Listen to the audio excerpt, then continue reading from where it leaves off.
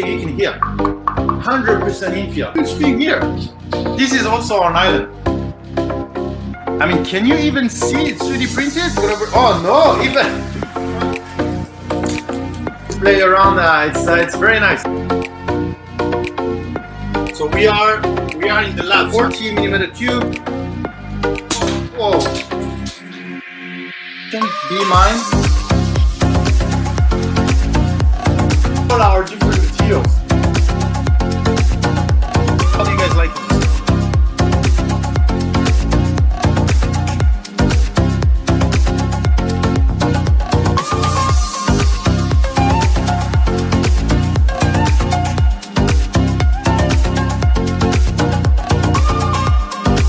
I think we are live.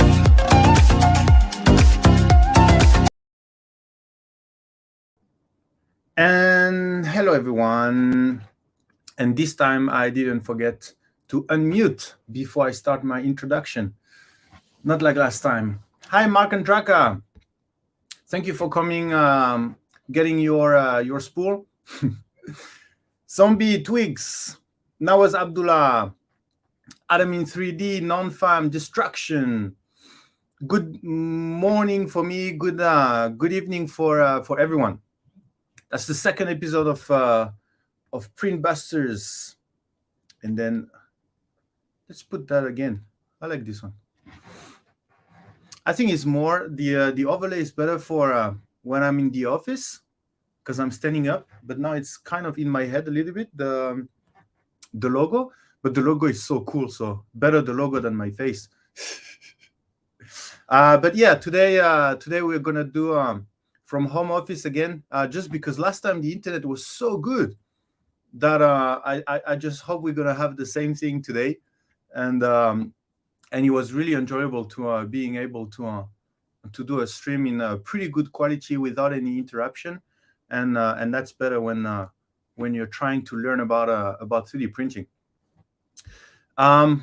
Okay, so before we start, let me put, so maybe I should, if I put the banner, then I should remove that, and then I will put the banner, and then let me get straight into that. But before, of course, I'm going to start our giveaway so that we can start to have awesome people. I love to have awesome people on stream, so that's why I always start by this. Let's go. Okay. FDAF patch, Muse, Maker Tater, DIY Core XY, non-farm, Mark and Draka. I'm looking for a Benchy I did in PLA CF.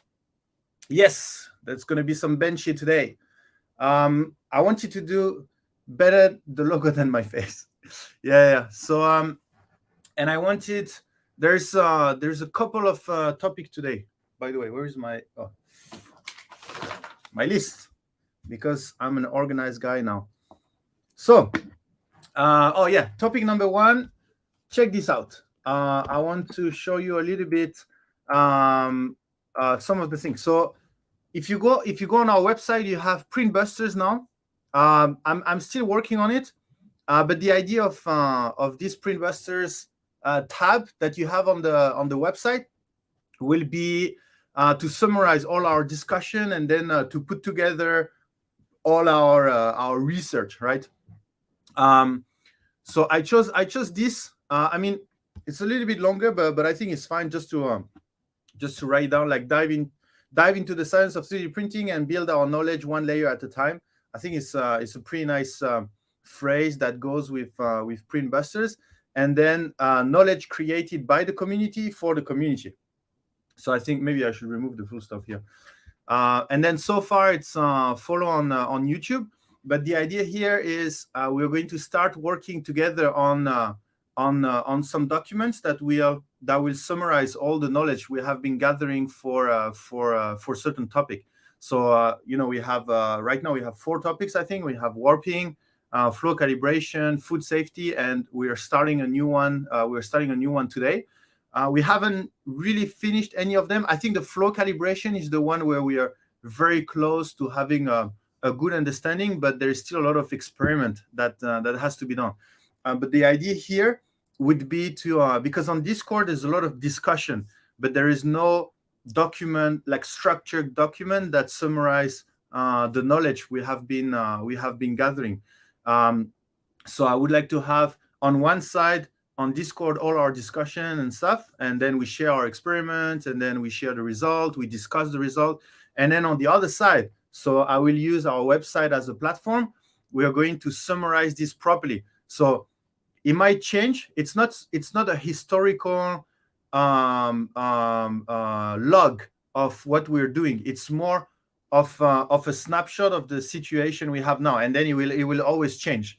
So so that would be the thing on the website. So we are going to use a shared document that people can input their parts, and then we are going to share it on the website. So I'm not too sure exactly how am I going to structure it on the website. Most likely in the PRINTBUSTER page, you will have the different topic, different tabs.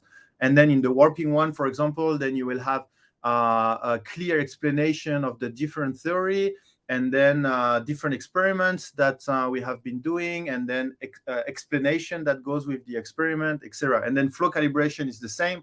We are going to gather all the knowledge we have been gathering, like, you know, whether the material affect or not, the E-step, and then what the different slicer are doing, and then the thing we learn on Clipper, etc. So so that's why I started this. So it's going to be PRINTBUSTERS and the page on the website. So what do you guys think about this? I think it's for me, it's a good idea to at least summarize something somewhere, all the knowledge we have been gathering somewhere. Lurking, be back soon. See you soon, Zombie. Great, a lot of awesome people. Great. I love to see all the chat just filled with I'm awesome. Everyone is awesome. So that's the first idea I want you to communicate. Having a platform on for PRINTBUSTERS.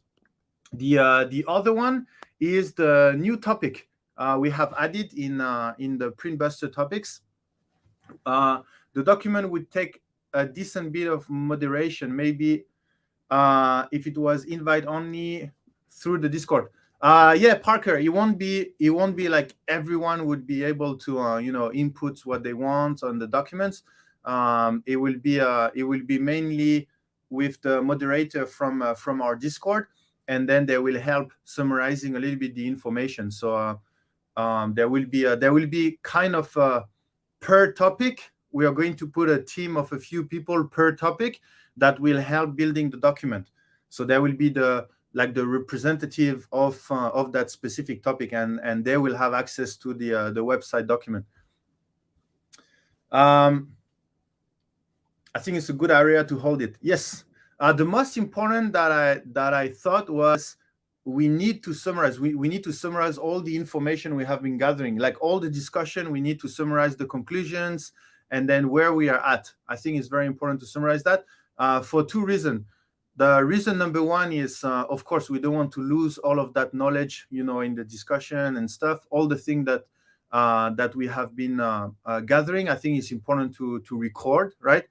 The second reason is when you have new people, it has been difficult to welcome new people in the PRINTBUSTERS community, because every time then we go through exactly the same how to say path of discussion.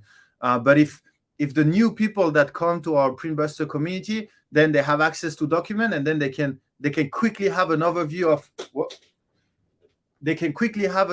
of what we have been working on, and then they can join the discussion with the same background as everyone in the community.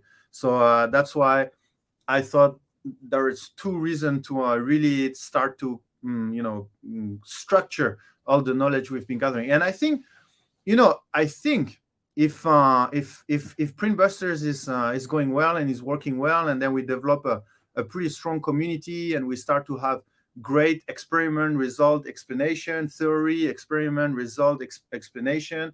If we start to have a good process, then we will, to be honest, we will really start to have valuable database of knowledge for science in 3D printing, and I'm pretty excited about that because even this, I mean, I've experienced this issue. We're going to talk about this in a minute, and to be honest, I haven't really dive into that as much as the other topics, because I thought that there must be everyone is experimenting that issue, so there must be already a lot of research around why you have that line or that over extrusion or whatever it is. And then yesterday, who was that? Someone, was it Beat Sentinel, or I think he's the one that suggested that topic. And then I was doubtful at the beginning because I thought it was already a closed topic. And then I did some research, and there's nothing. There's no clear explanation of what is happening. So I think there is. I think PRINTBUSTERS has a lot of things to play with and to build a database of knowledge. Don't forget to like the stream. Thank you, Mark. And we have more awesome people that just joined. David Aim, Vice. That's nice. So before let me check. So this is done. Okay, warping. So before I get into the Benchy hairline, I wanted to give a quick summary on the warping. So where we are at the moment is I found an experiment that I think will allow us to unlock a little bit the situation in our warping research. The idea is I won't present the experiment today because we only have the one from Abdullah that is pretty nice already. But the idea was to have multiple experiments, not only mine and Abdullah. The idea was at least 5 to 10 people that do the same thing with different setup, with different materials, but the same experimental type. And so the experiments, because maybe I only gave that 1 day ahead, so I'm pretty sure not a lot of people had time. I guess most of you print during the weekend, just a guess. But now that you're all here, the idea here is if you have a 3D printer, if you have materials and you have a little bit of time, you can try to do the following experiment. You can try to print 2 cube, whatever size, but 2 cube with exactly the same setting, except the printing temperature. So you can print, for example, in PTG, and then you can print one at a very low temperature, but at a low temperature, but enough. The temperature needs to be high enough to not have any delamination issue, but low enough so that you can have a low range in that printing temperature. And then another one that is printing on the higher range, the higher temperature of the printing temperature range. So for example, PTG most likely maybe 220, I guess, or 210 depending on the PTG for the low end, and then 250 or 260 or 270 if you tried your PTG for the high end. And another important point is the first layer temperature needs to be the same for both. So it can be both 250 or both 230, but the printing temperature of the first layer has to be the same. So that's the experiment. Very simple. 2 cube, same setting, like same number of shell, top layer, blah blah blah. Everything the same. Even the first layer setting is the same. Only difference is the rest of the layers, except the first one, the printing temperature change. So that's the first one, and the second one is a TPU that warps. So if you have TPU at home and you are able to make it warp, then you can take some picture and share how you did, how you managed to make your TPU warp. So the idea behind these two experiments, the first one is to the idea is to have an additional information in our theory is that how the printing temperature would affect the warping. And depending on the theory, there is some how to say, depending on the theory, the temperature will not affect the warping in a similar way. So that's why only changing the temperature factor can really make us understand more the difference between the theory, or at least understand more where warping come from. For example, in my testing, so I've testing with ASA, it happened that the higher the temperature and the less the warping. But in Abdullah's, it happened that it seems that after further inspection, I think later on, he noticed that the higher the temperature and the slightly more the warping. So that's why we need more people. We need more people doing the test so that we can understand. Once we have this result, then we will present everything on stream, and then we'll start to analyze a little bit why the higher the temperature and the more the phenomenon goes this way or this way, etc. And then the TPU is mainly because that's the only material with a very specific TG. And in both theory, the TG is more or less important. So depending on whether a TPU print can warp or not, then it can highlight some of the point in our theory when it comes to the TG of the material. So these simple experiments, printing 2 cube at a low temperature and a high temperature, if you want, you can have, if you really have time, you can have like a set of temperature, like you can have a 220, 240, 260, 280, for example, if you want to have like some kind of nice graph. There is a research paper that did that, and in there they did an experiment with different temperature, and in their graph, it seems like the higher the temperature, the better the warping. But again, it's like one experiment, and I think they only did 5 different cube. So I'm not too sure if we can take this as how to say, as a conclusion that the higher the temperature, the better the warping. So that's why the fact that PRINTBUSTERS is more community based, then we can have much more information. So hopefully that makes sense for the for the experiments. Grease Ponymaker, I think the first layer should be the same temperature. Yeah. And I also highlighted this in I think you pinned my post, right? Oh, you didn't pin the right one, but yeah, in the other one, I mentioned that the first layer needs to be the same because the bed adhesion needs to be the same on both. I'm busy with my wedding. Saturday is the big day. Oh, Matt German, congratulations. Saturday, tomorrow. Well, tomorrow for me, the day after tomorrow for you. Congratulations, Matt German. Grief to remove bed adhesion. Yes, I agree. And more awesome people join. That's awesome. Michael, Austin, Mark, you. Thank you for joining the stream. So that's for the warping. And then on my side, what I'm doing is I'm testing the volume expansion of different material. So we have a machine in R&D that can test, how much the material expand depending on the temperature. So with the warping, with the test I just show you about the 2 cubes, 2 or whatever number of cubes, and also the size.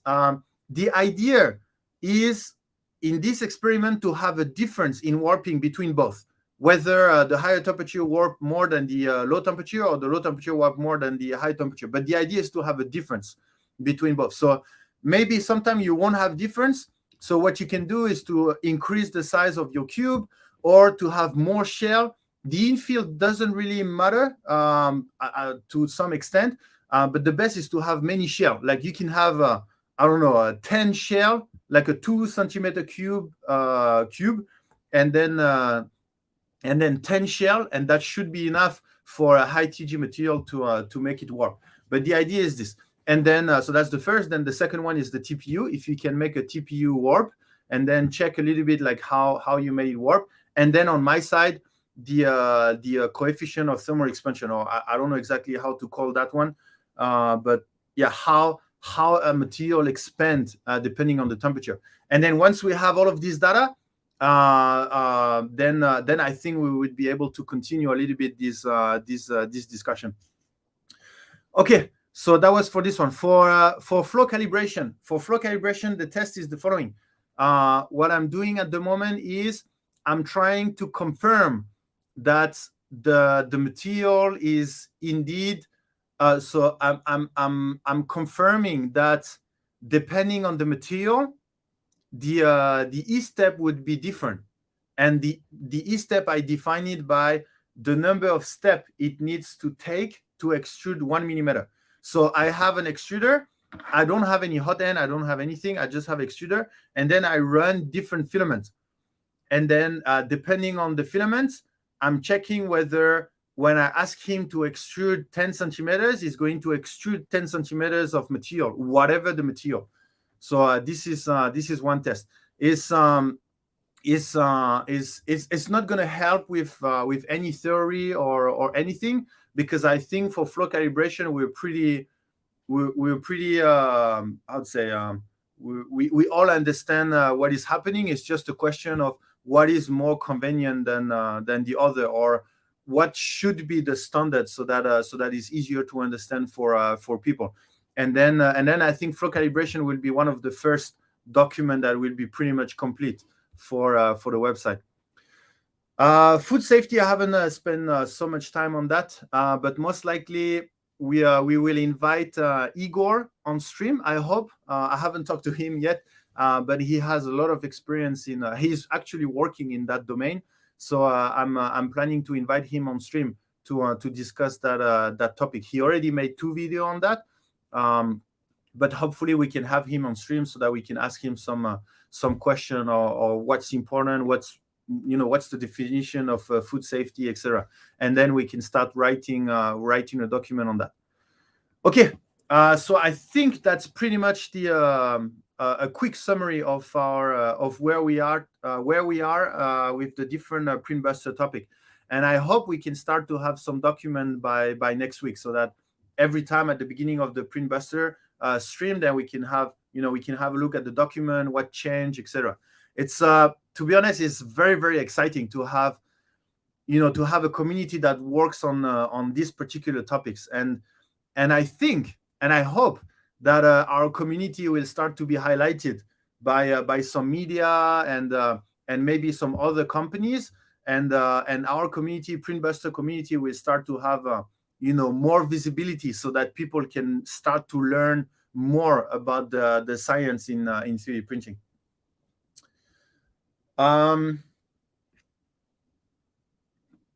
Chase PK, thank you for joining our stream. Zombie, my TPU is loaded. Yes, try your best to make it make it warm. I mean, you can make it lift up a little bit because of bad adhesion or something, because of the mechanical push of the nozzle. But it would be great if we have that that nice warping that you have with other material. And if anyone can get that with TPU, then I think it's a very, very valuable information. But it's also a valuable information if nobody can make TPU work, because that means something is happening with TPU. So same cube, same first layer, and bed temperature, just different base temperature. Yeah, I mean, if by base you don't mean the first layer, yes, the first layer, everything the same, even the first layer. Just the print temperature of the rest of the layer is different.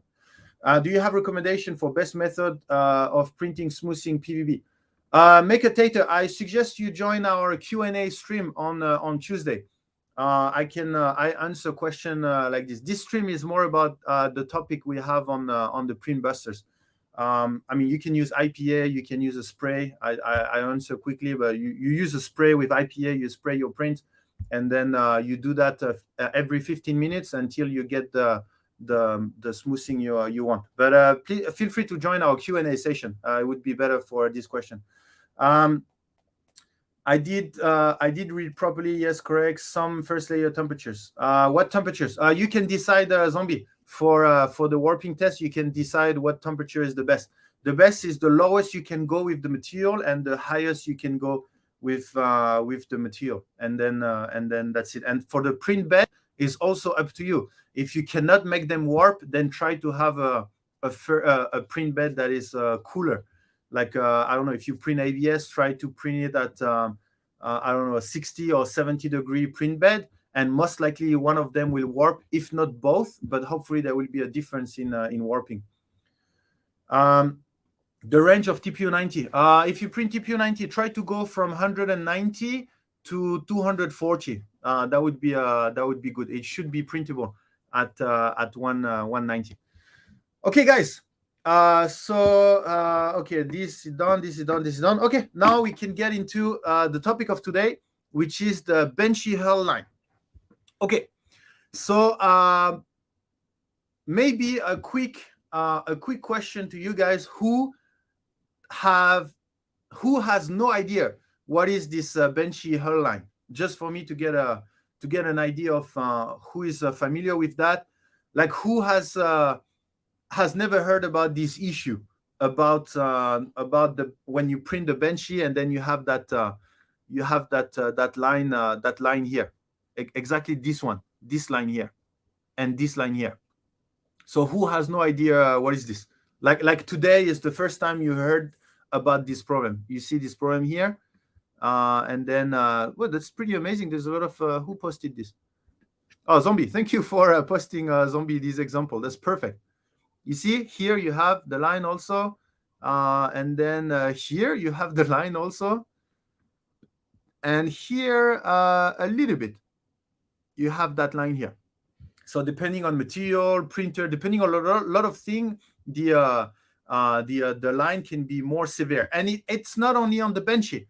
So if you have printed some other model and then you notice that you have a smooth surface, but there is, somehow there's a few layers that are bigger or smaller than other or inconsistent, then and I think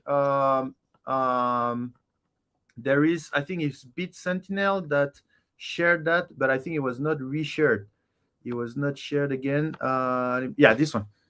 So maybe this should be if one of the moderator would like to put this one on the Benchy hairline, I think it's another great discussion around that issue. So let me put that here.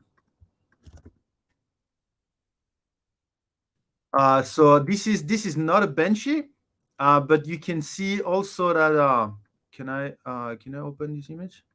Oh, I cannot. So you can see also a line here. I mean, the picture is taken with the light in front, but yeah, here you can see here you have that line here, and it. Okay, so that's so that's the definition, or that's the topic. Why in some print you have this line, and in particular in the Benchy, because pretty much has this.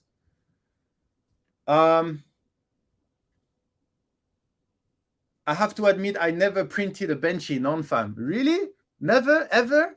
Never, ever? Even like not on purpose, like you just click and then it happened to be a Benchy? I've seen that a few times. Okay, I saw this line. Are they aligned with the inside floor of the ship? Yes.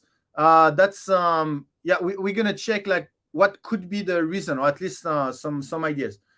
The nylon one are really stood out. The nylon one, you had the nylon one also. Let me check. What was the nylon one? TPU90 JCPLA. Yeah. So this nylon, right? And then okay, so none of you really so all of you have heard about that issue, so that's good. I'm not the only one that never printed a Benchy. Yeah, I don't know what's this story around. It seems like some people think that printing a Benchy is like a little bit old school or something like this. No, but anyway, so if we start investigating that issue, so I'm on Prusa because apparently Prusa put some made a whole article about that. Unfortunately, we're gonna go through the article, but they don't actually explain what is happening. So that's going to be our goal today. But one thing that a lot of people notice is that this change, this strange uneven layer line, happen at the same time as another change in the print. So in the Benchy, it happened at the same time as it's printing the deck. And when you check here, like the top layers on the deck, and then it happens, the line is exactly at the same time as this. And then if you have a look at the other print here, you can see that this line happened at the same time as this top layer. Okay, so you have the top layer on that print, and once it's printing the top layer, somehow it's gonna create this line here. So let's read this article and see what kind of explanation we have from there. Greece, Goronik many times. Yeah, when I first started printing all the benches to test the material, I had that it was not inconsistent. It was like a budge. It was like literally it seemed like it was part of the model. It was like literally like this. And then I keep checking my STL. I keep checking whether I downloaded the right Benchy and stuff, and I couldn't figure out why I had this budge. But I guess at that time I was less curious than now. Me either, but I have my printer since only 2 weeks. It's not in my plan. Francis, 2 weeks. You're new to 3D printing. Welcome to the 3D printing rabbit hole. So it's only been 2 weeks you have your 3D printer, and you're already on PRINTBUSTERS trying to dive into the science of 3D printing. That's pretty nice. You have heard about the issue, FDAV patch. That's great. Cooling layer time, in my opinion, that lines line up perfect with the top deck of the bot. Okay, so Vice. So you're starting to give some hypotheses, cooling and layer time. So now the idea is, first we need to properly understand what exactly is happening, because what I can see from my experience, it's over extruding. So you have a budge like this, but from most of the picture we have here, like this is exactly what I had. You see, it's very smooth, and then it has how you call that in English? Is budge, right? BUDJGE, right? Budge. And that's exactly what I had on all my Benchy. But it seems that on some Benchy, it's just inconsistent, like somehow. But I think more or less it's a budge for all of them, because if you check that print here, it's not a budge. It's a strange thing.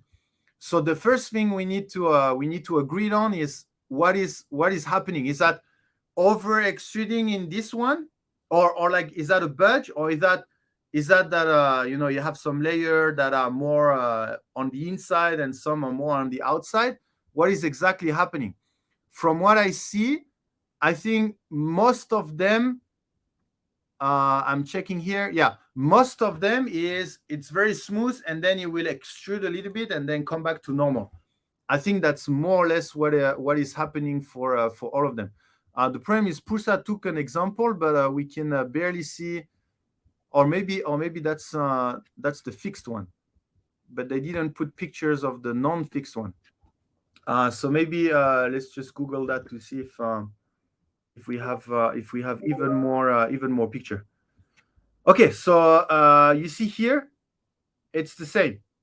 You have this, and you actually have some line here, but I want a pretty. This is very severe. Let me check. Yeah, this one. So this is exactly what I experienced. It's really, going this way. So now the idea is we need to try to find some hypothesis of why it's going this way, right? Because if our hypothesis is it shrink more than the other, then we have a problem, right? Because it's going the other way around. I just keep giving away all my benches to neighborhood kids. Oh yeah, so you cannot check anymore. It seems like it is affected by a huge amount of different factors like print speed, filament parameters, cooling, layer height, etc. Well, I don't know. I don't know if that's the case. If we understand what is happening, then maybe we can start to understand what factors are taken in account in that issue. What I was saying, the deckline. Yeah, I mean, this we agree. We agree that it has a relationship with the top layer being printed for the deck here. This, I think we all agree, it has some kind of relationship. What exactly relationship it has, I have no idea, but it seems to appear when you have a top layer. And I guess it's not because it's a top layer. It seems to appear because there is a drastic change in the print. It could be what kind of drastic change? Layer time is different. Well, I guess that's it, right? What else is different? Let me think. Well, that's it, right? There's only like what's the drastic difference when you go from the regular infill to the deck? It's only layer time, right? There's nothing else. Benchy is a rite of passage. I made a 500% scale one. Yes, I have that line on some of my print. One model I made, and it's just after it changed the shape, like on the image you shown. Okay, so we all have that issue. I will do a test where I print a normal cube, but put 30-second pause with 5 of the layers in the middle. For 5 of the layers in the middle. And the test where it increased the fan a lot for 5 layers. Parker, I'll do, let me put that on screen because I do understand. I'll do a test where I print a normal cube, okay, but put 30-second pauses for 5 of the layers in the middle. And a test where it increased the fan a lot for 5. Oh, okay, so you want to see if the cooling has something to do with, okay, got it.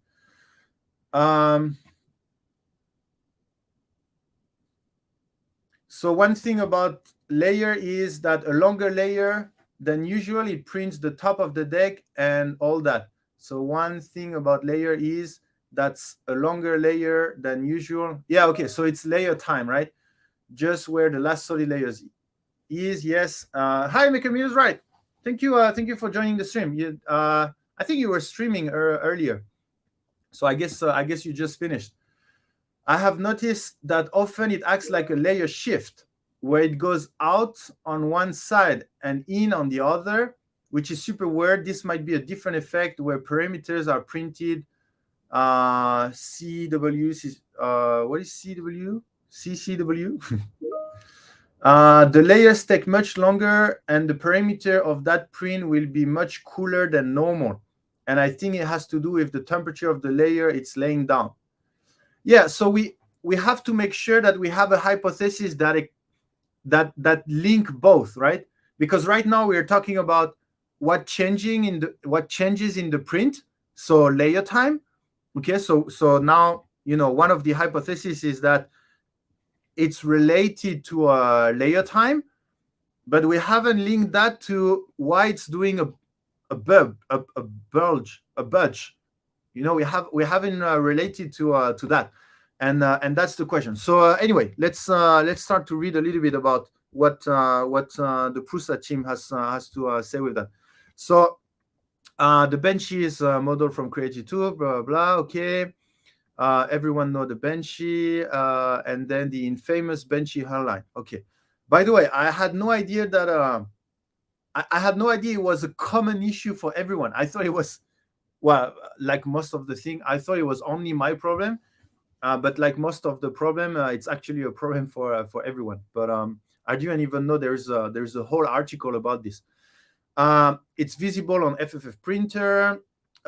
It's visible no matter the slicing software, no matter the material, and yeah, even when I checked the video. It's not that apparent, but even in the introduction of the Benchy, in that print, you can already see that issue.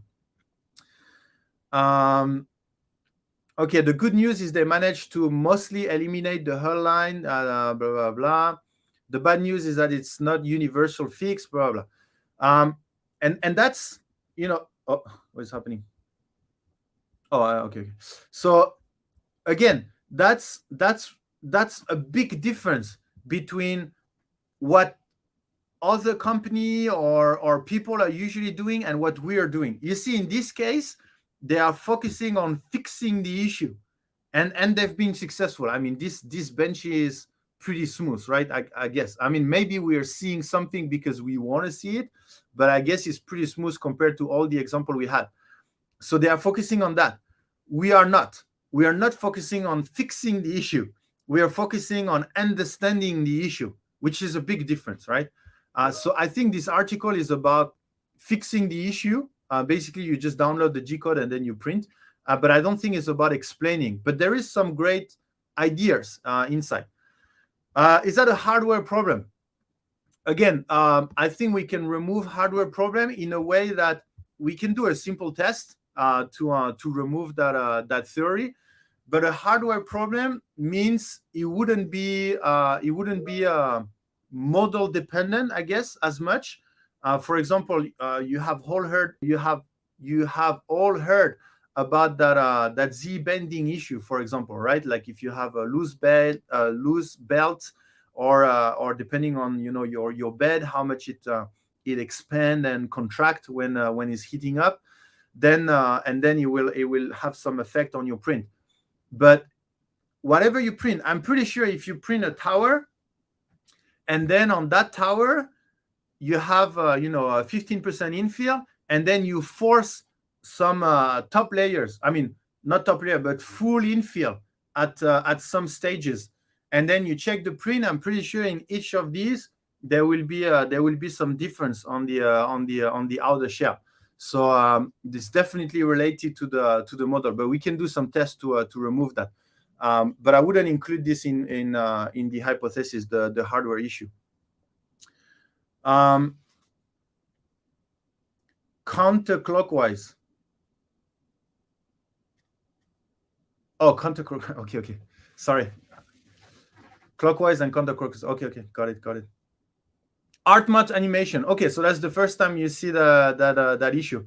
Well, you can try art match animation. You can try to get some of your print around you, and then you can check the surface of your print if there is any inconsistency, and if there is, you can check the whole print whether on that particular layer something else happened, and then that's basically the issue we're talking about. We have some awesome other example. So you have a big line here, and to be honest, that's very frustrating. When you try to have a very nice print, and then you have that artifacts on the print, it's frustrating. So my guess is this is printed the other way. And this is where there is the inside top layer, right? I guess these two are encapsulated in each other, right? And I guess there's the top layer. So I guess if you take a picture on the other side, then I think you can see the top layer. But you see how big of an impact it is, and everyone has this issue. So we really need to have a good understanding of what is happening. I really like this new PRINTBUSTER topic. You have another issue here. I'm not too sure. Yeah, you have this issue here, most likely because there is also a top layer here. In all of these, there is always a sharp layer time difference. So maybe you have a slight. You can see here. You have the line here. So definitely everyone has, and then, oh yeah, by the way, there's another line in the Benchy. Maybe the hairline is the famous one, but there is also this line here. If let me check the other Benchy. Yeah, you see this line here is also a less famous line. You see this line when it's printing the bridging. Here we cannot see it very much, but I've seen in Polymaker customer service, I've seen that line, but looks like it's less apparent for them. Let's check this one. Yeah, you see, you have that line also. Let me check that one. Yeah, maybe not on this one. So it could be the same, it could be different, right? But there is this line that is also pretty common in the Benchy.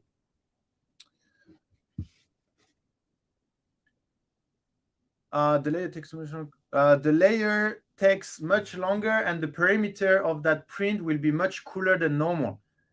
I think it has to do with the temperature of the layer laying down. Okay. I think I read that already. I just finished my stream, so I could watch this. You like science, Maker Meals, right? I know you do. Okay, so I think one of the first tests we can do for this topic, because it seems that, so the theory now is, part of the theory is the biggest factor is layer time.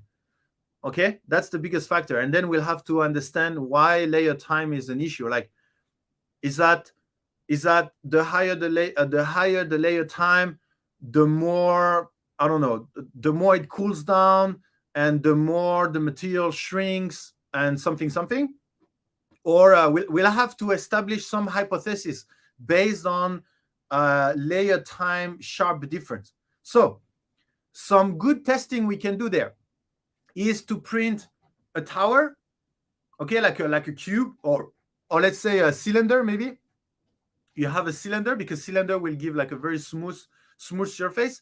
And then what we can do is we have a cylinder with sharp, because I think it has to do with whether it's sharp or not, whether the change is sharp or not. So we can have a cylinder with a very smooth change in layer time. So you can use, for example, a gradual infill. Gradual infill will slowly increase the layer time. And then you can slowly increase the layer time, and then decrease the layer time, then increase the layer time, and then slowly, and then see how it affects the surface. I think that's a good first test that we can do. And then smooth layer time change. If you guys have some ideas on how to do a print where the layer time smoothly increase and decrease and increase and decrease, please let me know. I'm thinking about gradual infill. I'm thinking about printing something that becomes that gets bigger and smaller, like something like this, right? Then the layer time will be bigger and bigger, and then smaller and smaller. So that's another way. Why I like gradual infill is because then the outside is straight. You know, the outside is very smooth, but the layer time change on the inside. Because if you have a model that change like this, then I mean, it also changes smoothly the layer time, but it's less smooth.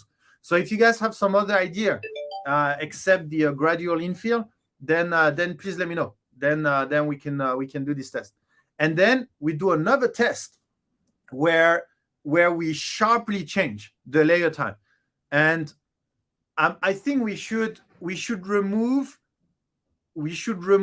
a full layer. How to say that? Because, you know, I want to remove the idea of it's a top layer, so it's a full layer, so it cannot contract because it's full. So that's why there is the bulge. Like maybe somehow they all contract a little bit because there is space inside, and then suddenly you're printing a full layer, so there's so much material inside that there's no way it can shrink inside. And then when it continues, so that's why you have a bulge. So maybe we can do a test where we sharply change the layer time, but without having a full layer. So we could, well, I guess we could, we could just change the printing speed, right? Yeah. That would be great. Oh, actually, I haven't even think about this. I haven't seen about this, but in order to only consider layer time and no other factors, then we can just play on the printing speed, right? Like you print your cylinder and then you smoothly change the speed, and then you will you will change the layer time, right? Yeah, I haven't thought about this at all, or maybe you did. I'm just interesting delay into the G code of 30 seconds.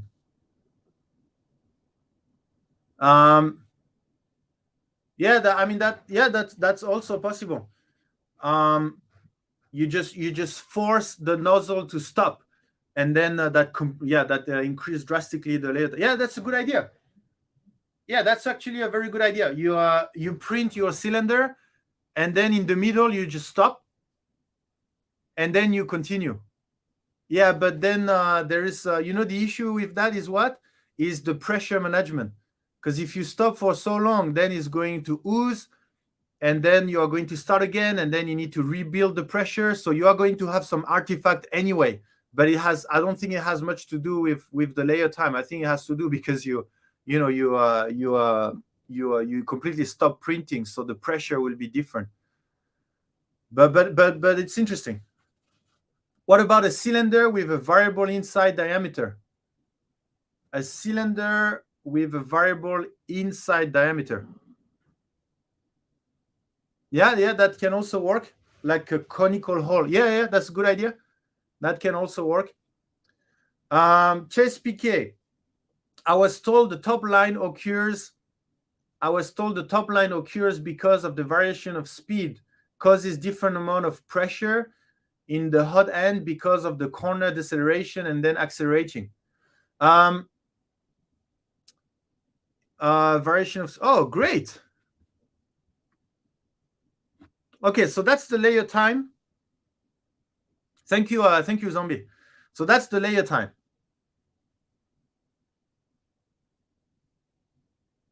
That's interesting. Why is there is one layer in green here? Because I know behind there is the logo, right? But why there is a big green one here? But anyway, this variation of speed.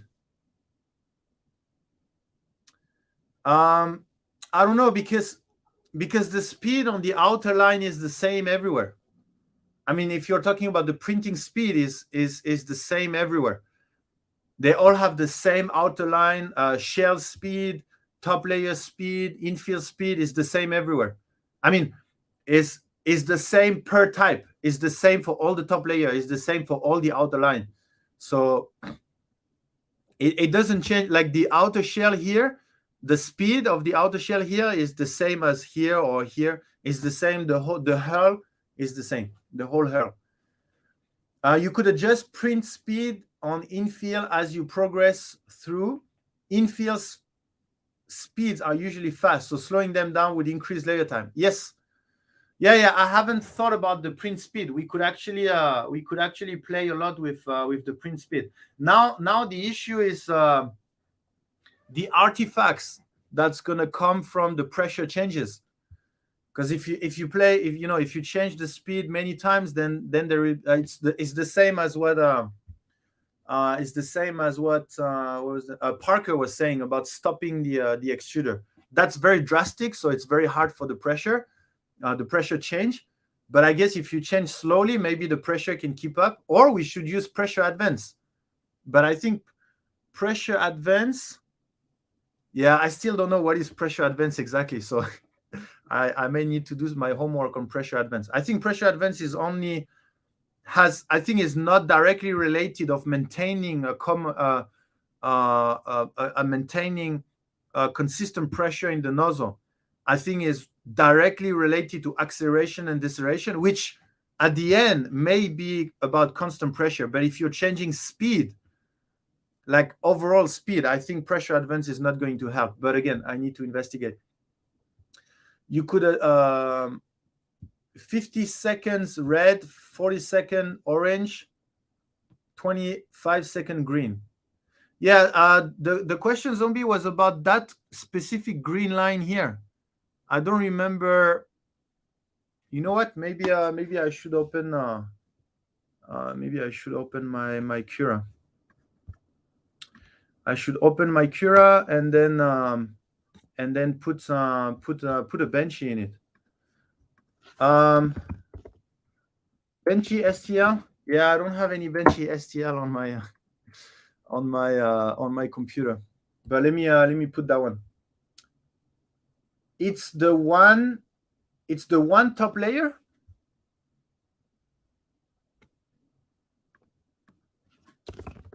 Thanks, 3D.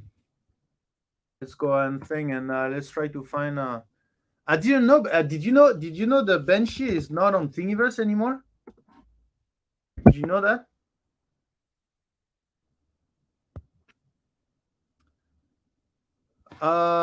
Okay. Is that the proper Benchy?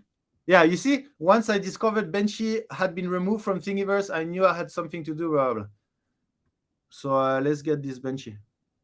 If any of you know why it has been removed from Thingiverse, I would be interested. Yeah, I guess that's the proper one. Okay. So let's download this one. What? We need to be logged in to download a model? Really? Oh, that's the first time I don't like a feature from Thanks Really. Really? You have to be logged in. I don't want to log in.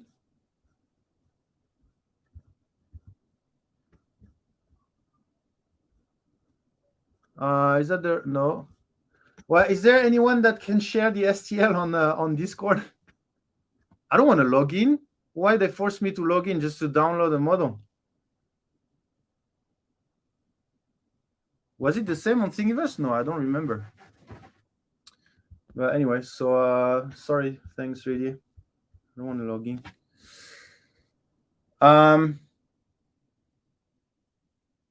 It's still there. Oh, it's still there? Okay, let me go. Thingiverse. What's the thing? 763622. Okay, let's check. The original one?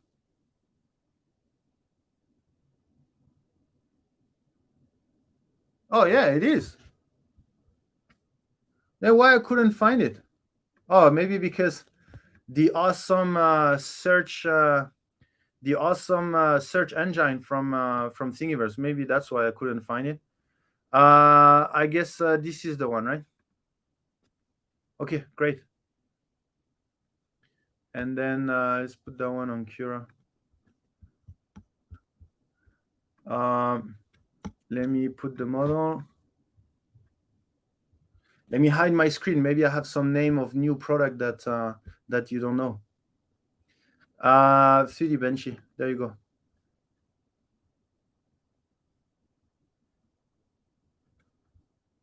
Come on.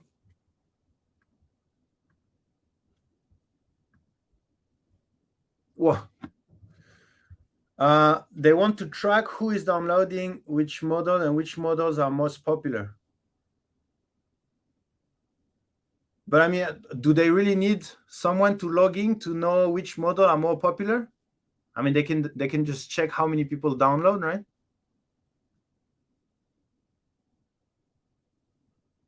Track who is downloading. Yeah. I guess. What do they need to know? Like, I'm in China. Hey, why it takes forever to to put it on Cura?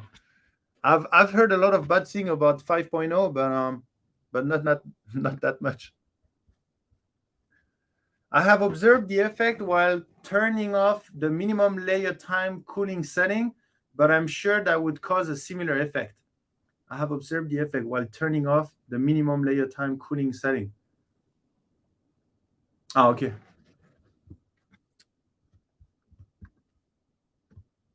Well, I guess let me go back to to our old Cura. Might be working better than this one.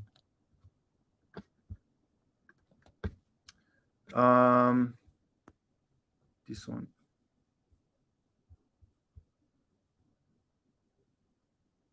Okay, make a Cura. Cura takes forever to load. Use Prusa slicer. Yeah, I still didn't. I still don't have Prusa slicer. Super slicer. I need to get it. Okay, so okay, 3D Benchy. Let's put it in. Oh, actually, I was using the wrong Cura. Sorry. It's my fault. Okay, so we have our Benchy here, and then let's slice it with the regular setting. Okay, and then let's preview it a little bit. Because what I'm thinking is whether there is a test that only takes the layer time. Oh, they don't have layer time. Well, they have speed. They don't have layer time. Huh? I guess Zombie. I guess you're right. I guess I need to switch to a super slicer. Material color, line type, speed, layer thickness, layer width, flow. Well, an interesting thing is the one I was talking about, the second line, was around here, right? But they don't have layer time. Ah. Is that long to download the Prusa slicer? Because if it's not long, then I guess that's the time to upgrade. Prusa super slicer. Is that you send the link, right? Prusa / super slicer. Well, that's not a link, right?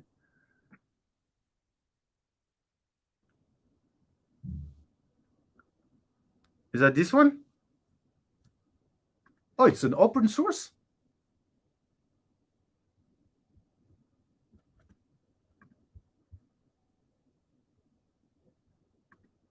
Prusa slicer and super slicer, they're pretty much the same, no?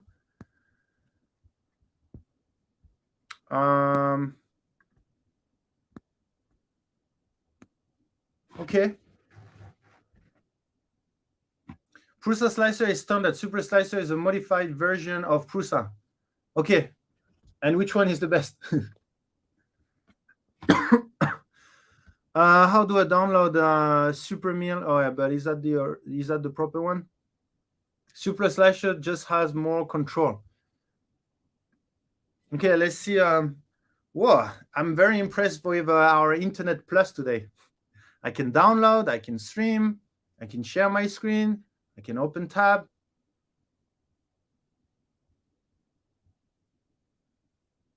What about overlap? The deck inside will be treated as a top layer while the outside is wall. Does the slicer allow for adjustment of the overlap that the top layer will be programmed to do?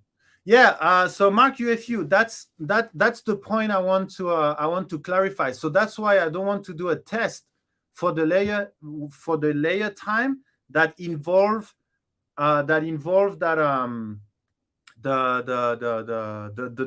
top layer, because I don't want the full layer to be, maybe because there's other factors that the full layer could impact the outside. So that's why I want to do a test where only the layer time changes. So I think that's why I like printing speed changes, because it doesn't change anything in the model, just the speed. So like we could have a cylinder, and then suddenly you have 10 layers or like 5 layers that are printed at a slower speed. That would increase the layer time here. So it would be the same as what Zombie just sent, right? So you can recreate this on a cylinder, and then you have some layers that are printed slower than other, and then you will basically recreate this, but without the full layer. Hybrid, yes, that is the one. Oh, you mean the one I was? Because I just downloaded. Okay, so let me put that on my computer. Let me hide all our awesome new products. Let me put that here. Actually, yesterday I shared all the new product on Discord, on the Excel. All the 2022 new product. I don't know if you have seen what, but if you have seen that, but I shared everything yesterday. I shared everything on Discord. Our 120 new product of 2022. Okay, let me open. Woo, that's nice. Let me share again. Welcome, blah blah blah. Next. Finish. Okay, so I'm sorry in advance because it's the first time I'm using Prusa Slicer. So let's see if it's intuitive. Yeah, again, I need to go in my documents. Let me share my awesome new product. Download 3D Benchy, open. Whoa, that was fast. Okay, and then I guess the quality, we're gonna put that to 0.2. Oh, you have 0.2 quality, 0.2 speed draft. Okay, and then what do you do? Oh, slice now. Okay. Whoa, that's awesome. You have the percentage and stuff. What's so much? Oh, that's so cool. And then whoa, you even have. Oh my god, it's so much better. Why I didn't use that before? I thought Cura was cool. Well, I guess that was the right time to upgrade. Okay, so view, height, width, speed, fan speed, temperature, volumetric flow rate, tool. What? I don't have layer time? Wait. So I had to download the Super Slicer, the other one, right? Oh, really? Feature type. Let me. Oh, you cannot see. Let me show you what I am seeing. I was here. So you see feature type, height, width, speed, fan speed, temperature, volumetric flow rate, which is pretty cool, but not what we want. Tool and color print. Zombie, how did you get the layer time? Because then we can slice together a cylinder with different layer time, but I need to download Prusa Slicer Plus to have the layer time.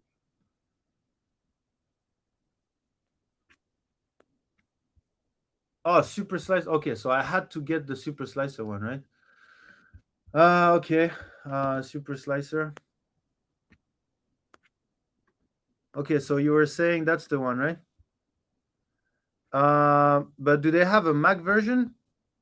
Super Slicer, blah blah blah blah. Is based on blah blah blah blah. See the wiki, blah blah. Complete the changelog. Oh, macOS, great. How to compile? If you want to compile the source yourself, follow the instruction on one of the documentation page. Xcode is available through Apple Store. The 3.2. Oh, yeah. Maybe I'm not gonna do that. It's not like click a link and then that's it, right?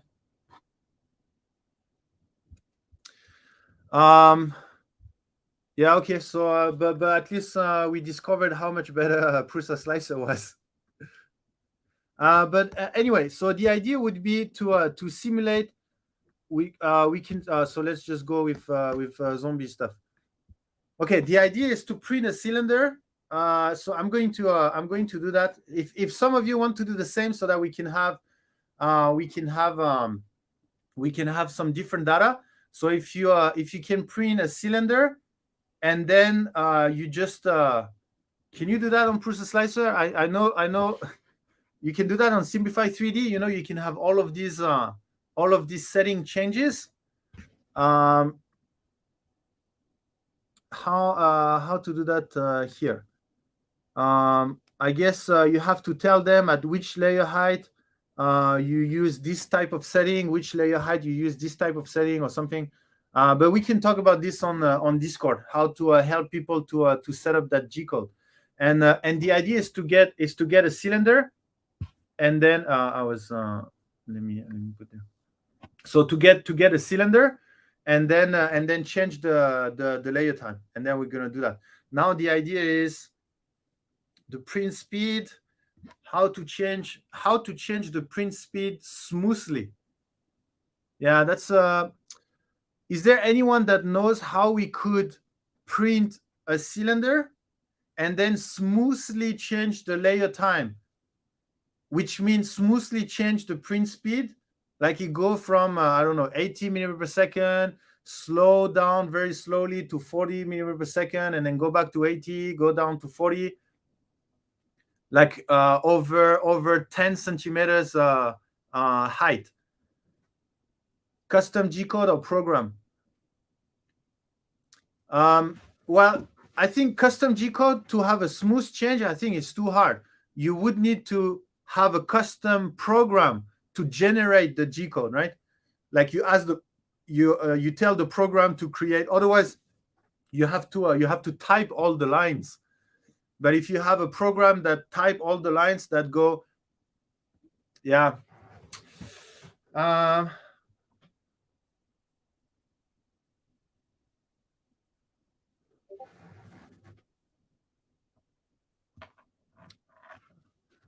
On Cura, can't you do the per model setting and set a block with different setting? Yeah, Chase PK, you can do that, but this is going to help you to have a sharp change. But how to do a smooth change? Because if you want to do a smooth change, it means you have to do I don't know, one block at 80 millimeter per second, one block at 79 millimeter per second, one block at 78 millimeter per second, etc., etc. So that's not doable, right? So I think I know how to do a sharp change, but I don't know how to do a smooth layer time change without changing the model. So if I change the model, then I can have a smooth layer time change. But with only the print speed, I don't know how to do. Check Discord.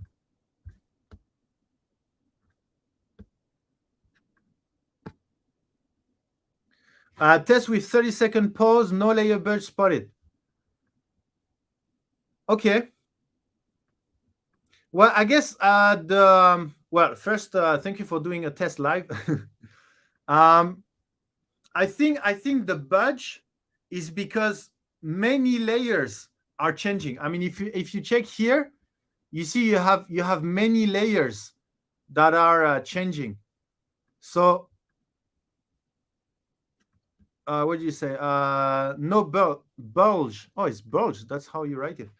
So what I was thinking is a cube, and then you have a good amount of layer that are a significantly higher layer time than the other.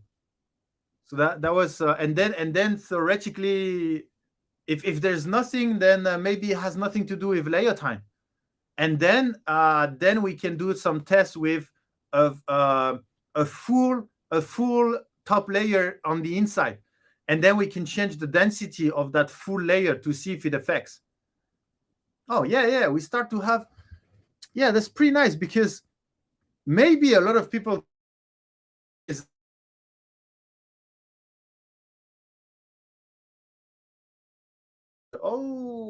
internet, welcome back. Am I do I have a robot voice a little bit? Okay, sounds like it's getting better. Okay, great. So yeah, the idea would be this. So let me summarize. So first, we do a cylinder with sharp layer time changes by changing the print speed for a couple of layers, and then we repeat that. Or maybe just one cube, and then we change the printing speed of the middle part, and then we check that. If there is no difference, no, I cut for a couple of seconds. Yeah, I think the internet is pretty nice today. Okay, while I have you here, I have a micro Swiss direct drive trying to print TPU 90. I can push it by hand, but the extruder just start clicking after a few seconds. Yeah, so that would be a great test. So I think I'm gonna do that one. I think it's that's the best test. So we need to properly isolate layer time and define and then conclude whether layer time is what is creating that thing or not. Because I have a sentiment or whatever you say. I have a sentiment that it has to do with the fact that there's a full layer, and somehow this is changing something. Because yeah, I'm not sure. I don't know how the layer line would really change. The layer time would really change something. Chase PK, on per model, could you do like a 50% infill, then do like 5 layers at 100% infill, then back to 50% infill? Wouldn't that replace similar to the solid layer of the Benchy deck is? Yeah. So Chase PK, that would be the second test.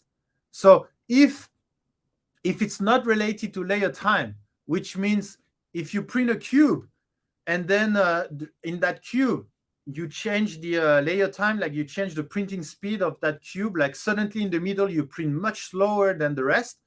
And if that doesn't affect anything, and if we are a couple of people that are doing the same test and with different model and different speed, and nobody see any particular changes, then we can kind of conclude that it has not much to do with layer time. And then the next step is to play around with the fact that there is a big full layer in the Benchy. So we could print, like you said, we could print a cube, and then in the middle we have like 100% infill for 5 layers, and then see how it affects. I'm pretty sure it's going to affect. Like with all our experience, we know it's going to affect. But now the idea is, yeah, actually, you know what? That's not a good test, because we know on one side we isolated the layer time, and then there is it doesn't affect. On the other side, we are going to print the full layer, but we already know the full layer will have a bulge and will have an issue. So that's not going to help us, right? I mean, it's just going to confirm. I mean, I don't think we need to do that test about the cube and the full layer in the middle, because we have all of these Benchy. We have these.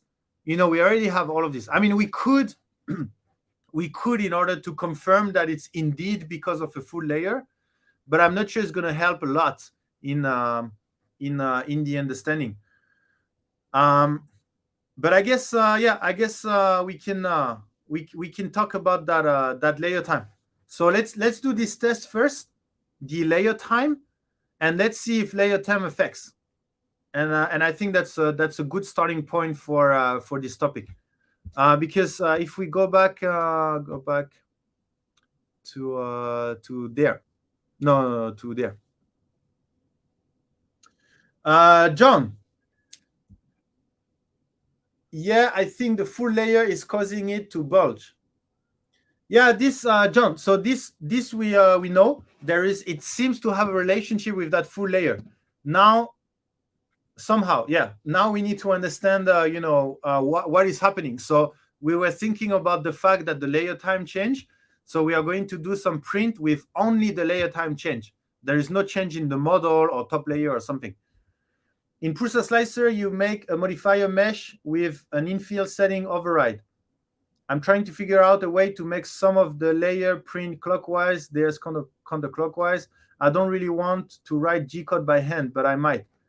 Yeah, that writing a G-code by hand is very hard. Okay, so the reason.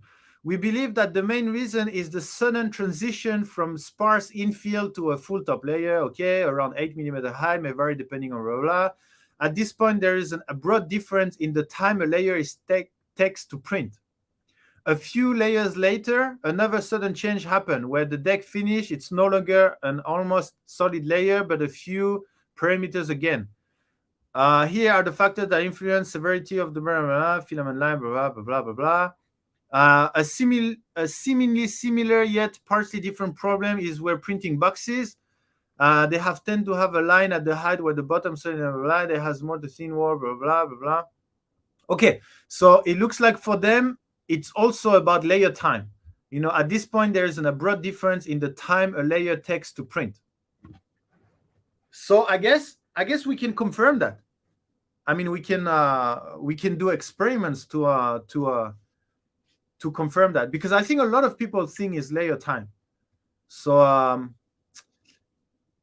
yeah, I think we should test that, and then that would be a great PRINTBUSTERS if it's not about layer time, if it's about something else.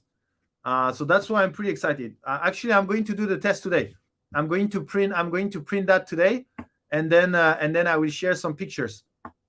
It will be the night for you, but when you wake up in the morning, then you can check the picture. And if some of you want to do some tests also, please join our Discord. It should be I think Zombie shared the link already, but it's discord.polymaker.com. And then you go in our PRINTBUSTER category, and then you have the Benchy hairline, and then share your test here. 20 millimeter per second, 40 millimeter per second, 60 millimeter per second, 80 millimeter per second increments, only surface quality changing, and my pressure advanced dying. It's 20 minute tower. Yeah, so for this one, I guess is normal for the surface changes. The idea here, FDAF patch, the idea is to have like exactly the same printing speed, like what did you use? 20 to 100. So the idea would be to have, like, for example, 60 millimeter per second everywhere, and then you have 10 layers, 5 or 10 layers in the middle that are 10 millimeter per second, for example. And then you check your whole print, and then how this one. If there is no bulge, if there is nothing, if there's just a surface quality change, then okay. Because maybe the bulge is because before and after is the same, but just in the middle is not the same. But if you change, if you gradually increase, then maybe, it's going this way or this way. So we need to have exactly the same as the Benchy, which is the same before and after, but one change in the middle. Looks like no bulging at all between layer. Yeah, so it seems like, the layer time doesn't really change whether it's bigger or smaller.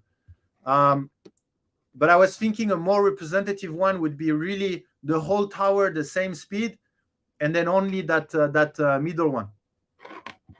But more and more, just with this live test, more and more I'm thinking that it has not much to do with layer time, to be honest. First, because I have no idea how to relate, like to do a link between layer time and why it has a bulge. I don't know yet how to explain that. And second, when I see a huge top layer, then it makes me think, somehow there is more materials there. So maybe that's why something is happening. But thank you guys for making all of this testing live. It's very helpful. Hopefully, once I will have my internet good enough at the office, the IT team is working on that. And once I will have good internet, hopefully I can have my printers behind and doing the test live also, so that we can all be working on that. I wonder if you could set a minimum layer time change, like if the model is all 15-second layers, then one layer is 100 seconds, it would slowly decrease the speed. I don't know. Chase PK, what want the print speed to stay the same but layer time increase, right? No. Chase PK, what I was saying is the best is to have something like this. Like this is the layer time, right? And the best would be the color is blue everywhere, So the same layer time, but in the middle you have 5 to 10 layers where the color is is red. And to do that, I guess the print speed needs to be around 60 to 70 millimeter per second, the whole print, except 5 to 10 layers in the middle where the print speed is very slow, like 10 millimeter per second. So that means the layer time in the middle would be very low. And then the idea is how that longer layer time in the middle is going to affect the expansion or shrinkage of that part. But again, my guess is you are going to print, and I guess you are going to have something similar to this. You are going to have a certain surface quality, and then somehow 5 to 10 layers will have a slightly different printing quality, and then the rest will have the same printing quality as the beginning. But I don't think you are going to have that bulge. Which, by the way, do you guys think that this test is good enough? Let's say we are multiple people, then we do the test, and then we don't see any bulge or anything. Do you guys think this is good enough to say that the layer time is not the reason why there is a bulge on the Benchy or on these prints? Do you guys think that? Or do you think, it could still be the layer time, but there is some other factor or something like this? I tend to say it should be good enough because we isolated the layer time, right? There's nothing else. And then the other that I'm thinking is we could print a cube, and then inside you have a 5 to 10 layers that is 100% infill, 90% infill, 80% infill, 70% infill, or like you print different cube, and then with different infill on in the middle, and maybe the 100% infill will have a big bulge, maybe, and I guess the bulge will lower with the density of that full layers in the middle. I'm thinking about a test that we could do that will make us learn more about it, because if you explain that, it means you are somehow extruding more, but that's very strange, because if there is a bulge, it means, if you think about where the nozzle is, at the beginning the nozzle is here, and if you print a cylinder, the nozzle will always be at the same position, right? It's not like the nozzle is going to suddenly print a little bit outside and then come back inside, and that's creating the bulge, right? It's literally, the nozzle is always printing at the same space, and literally somehow the material is moving. So now the question is this one. Oh, that's the test we could do. Now the question is it a bulge, or is it the whole print that is slightly shrink, slightly shrink, slightly shrunk down, but the bulge is the one at the right position because there is enough material to avoid the shrinkage? Something like this. You get what I mean? Like the whole Benchy is slightly smaller, but the bulge is the only place where it's the right dimension because there is enough material to maintain everything. And how we could test that is you can print the cube with that thick, big 100% layer, like 5 or 10 layers in the middle, and then you check the dimension of the regular print and the bulge.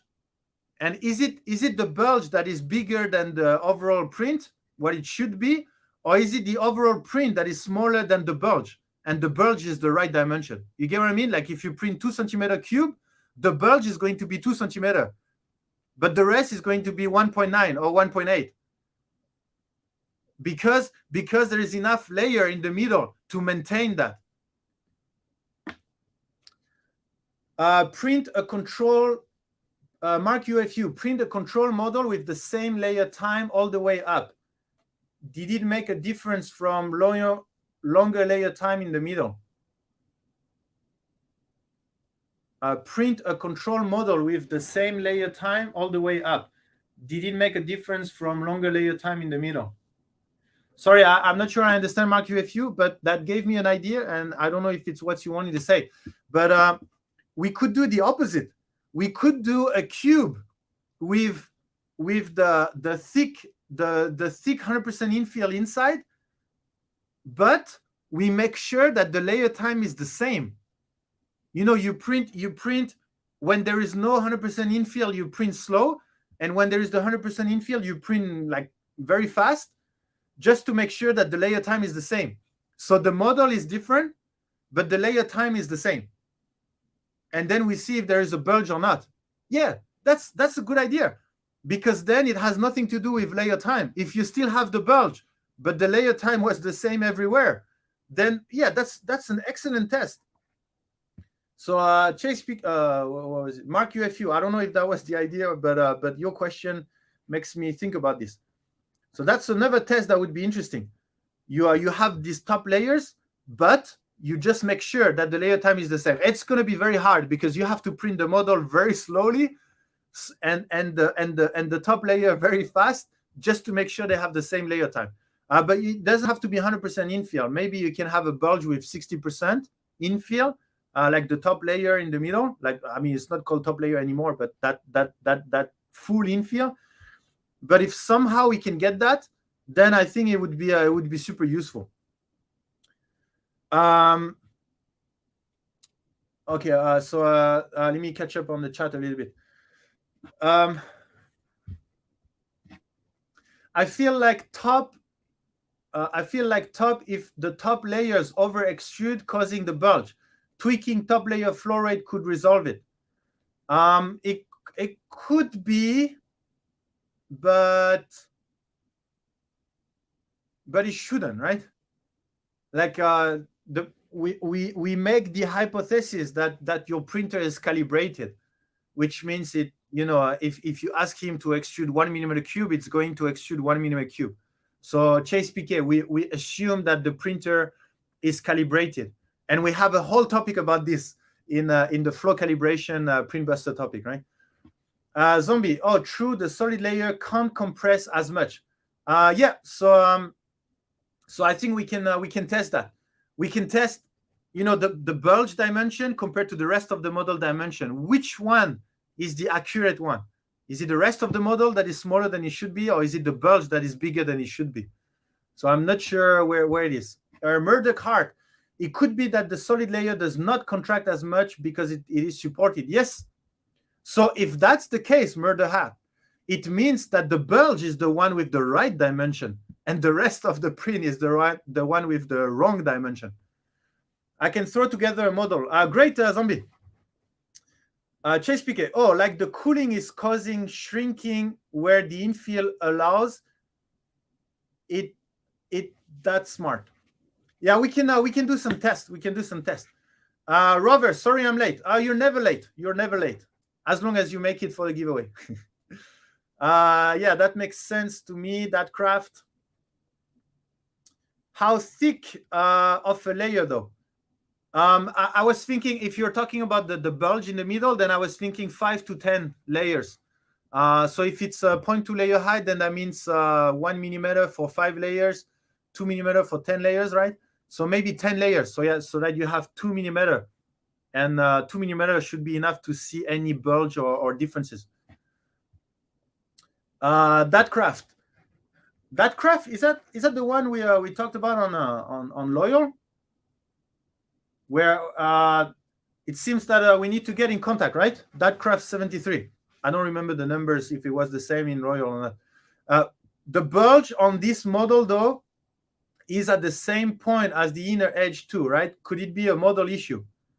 That craft, so we already made the hypothesis that the bulge is related to the fact that there is a sharp change in layer time, or related to the fact that there is more material on the inside of that layer.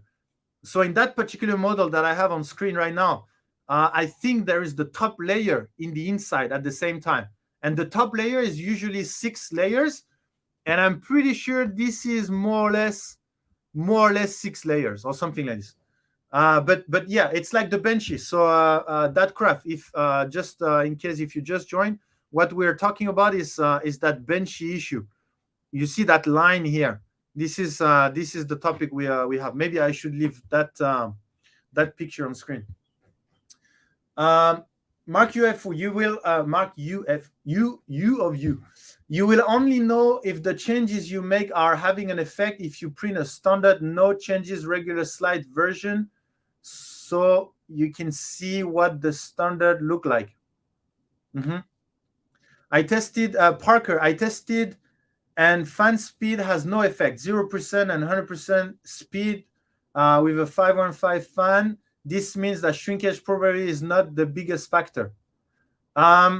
Okay, so what you mean is you printed a cube, and then in the middle there is 5 to 10 layers where, let's say 10 layers where you put 100% speed and the rest 0%, or the other way around, and it has no effect. Okay. No bulging. The infield did look different. Okay, that's good to know. That's good to know.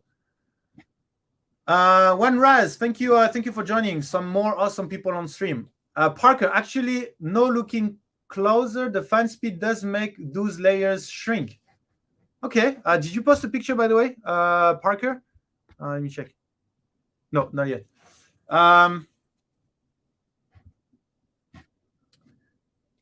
Chess PK, if you did a Benchy with no top layer, would that be a quick way to rule it out? Yeah, but then you're also, you are changing the layer time plus the fact that there is a full layer. So maybe it's going to solve it, but we don't know if it's going to solve it because it's because it's a layer time or because it's a full layer. Or do you mean you want to confirm that the bulge on the Benchy is because of that top layer? Yeah, I think a quick way is you just print a Benchy, like you said, without the top layer, and then theoretically you shouldn't have that bulge, the bulge line that you have. This one. That's a good point. We could actually, you know what? That's a quick test to do. So, I mean, depending on if you have a Voron or not, it's a quick or not test. But on the regular printer, it's a 1 hour test, right? But yeah, that's a good point. Maybe we should first confirm that it comes from that deck, so we can remove that deck, and then once we remove that deck, we know it comes from the deck, and then we say what's the deck difference, layer time plus the fact that there's more material, and then we start the thing. Yeah, I think you're right. I think that's a better way to start the analysis. Forrest Gibson, hi again. I ordered some Polymax PC last night. Excited to try it. Great, Forrest. I'm really excited and looking forward to your feedback on our Polymax PC. That's actually my favorite personal material. I started 3D printing with Polymax PC, just so you know. Murdoch Hart, the coefficient of thermal expansion of all plastic is quite high, and when you print, the change in temperature from extruding to cool is minus 150 degree, and 10 millimeter wide part with PLA result of shrinkage of 0.1.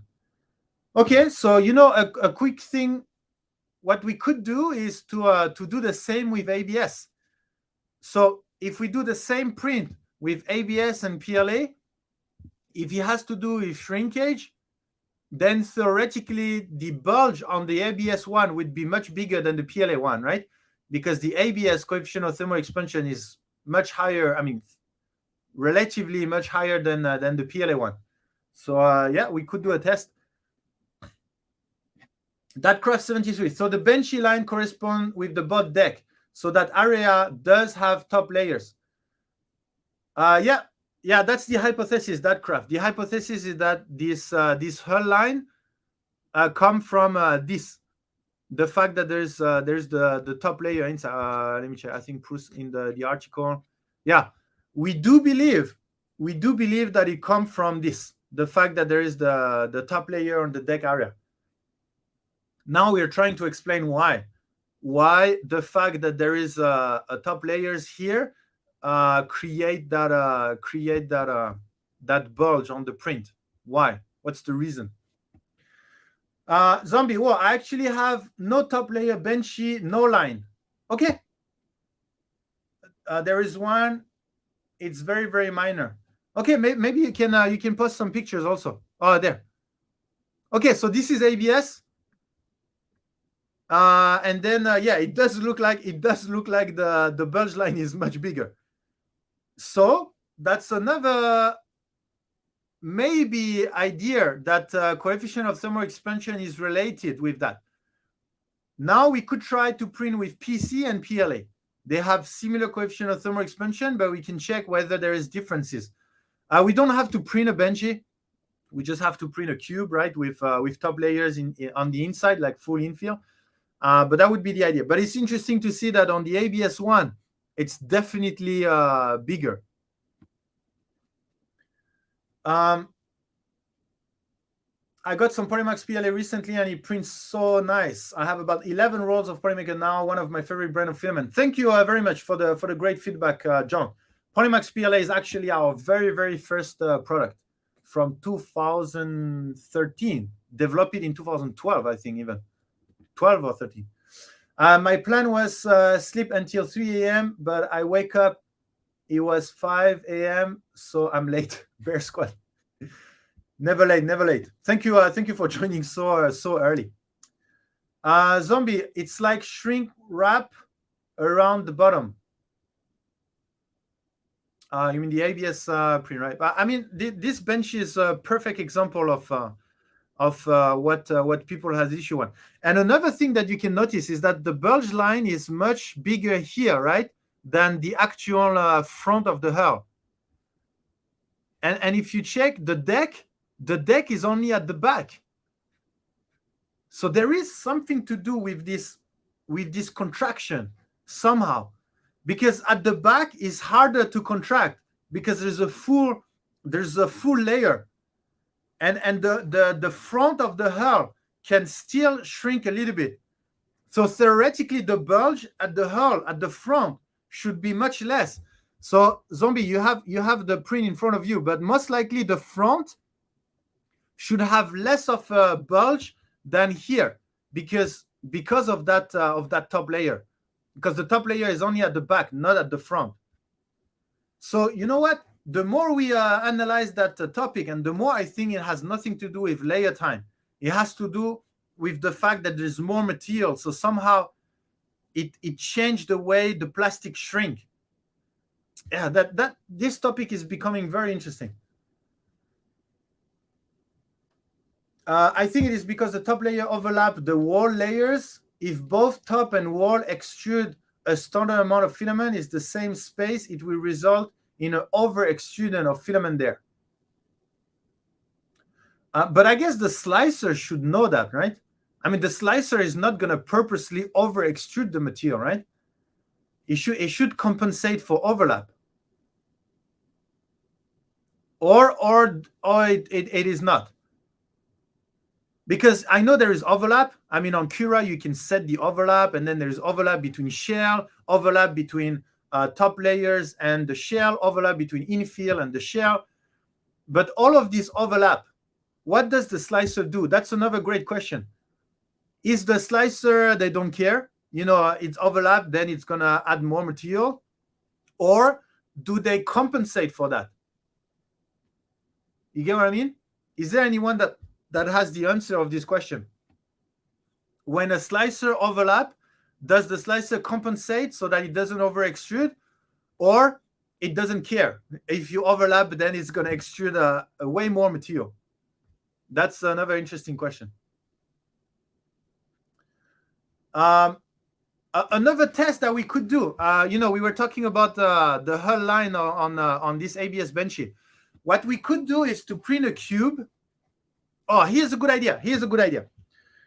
You can print a cylinder, and then in the middle you have half of the cylinder with a full infill for 10 layers, and the other half with the regular infill. And theoretically, if our hypothesis is correct, then only one side will have the bulge, and the other side not that much. Exactly like the Benchy. Steven, come on. I thought we were doing a filament addict meeting here. 3D printing science addict. If you need filament addicts, you have to go to Twitch. Loyal Moses is the filament addict live stream. Parker, some print a Benchy with the infill overlap set to 0. That would be a very good test. Oh, Parker, good idea. Good idea. So another test. Yeah, I'm taking note, but my notes are so not well taken that I'm afraid I'm gonna forget some ideas. So I need to write down everything properly before that, after the stream. But yeah, that's a good test. If we think that the bulge is because of over extrusion of material, so it kind of go out, then we can just make sure that it doesn't. Well, first we need to make sure that the slicer doesn't compensate for that overlap, so it does mean we over extrude. And second, if that's the case, then we just remove all the overlap, and then theoretically that should solve the problem.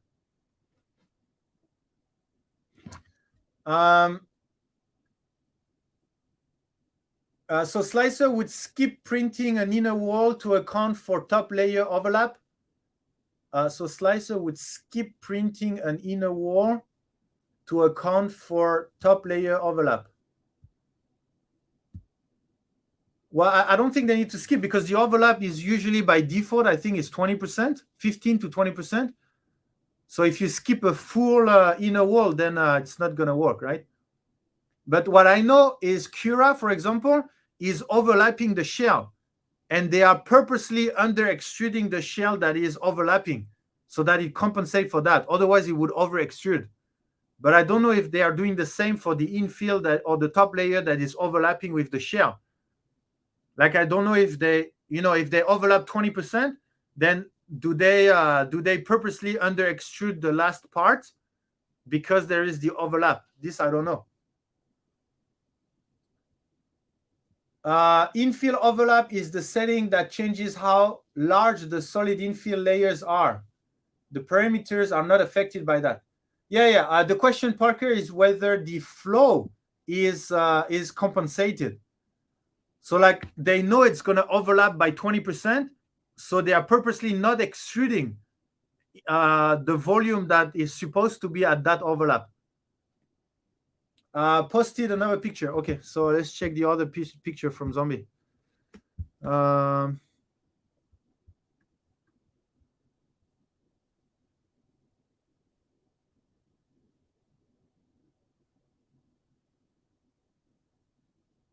Posted another picture. Oh, sorry, I didn't see. Yeah, you see.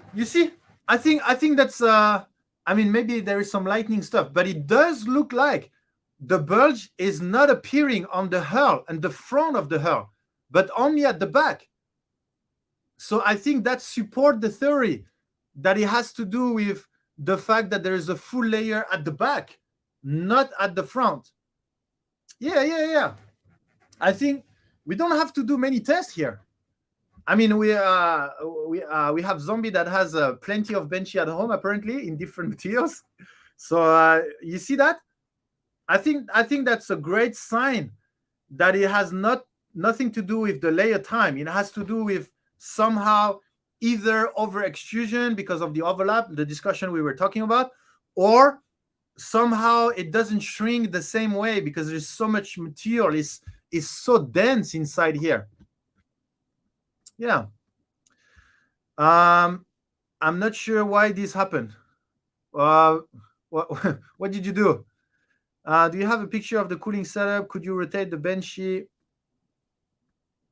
Okay, let's have a look at the Benchy rotation. So you have the big bulge line here, and then it's slightly lower here, and then it come back here. I don't think it's biased. I'm pretty sure. I mean, what do you guys think? For me, it's pretty obvious that the front of the hull have much less of a bulge than the back of the bulge. The back of the boat. Yeah, definitely.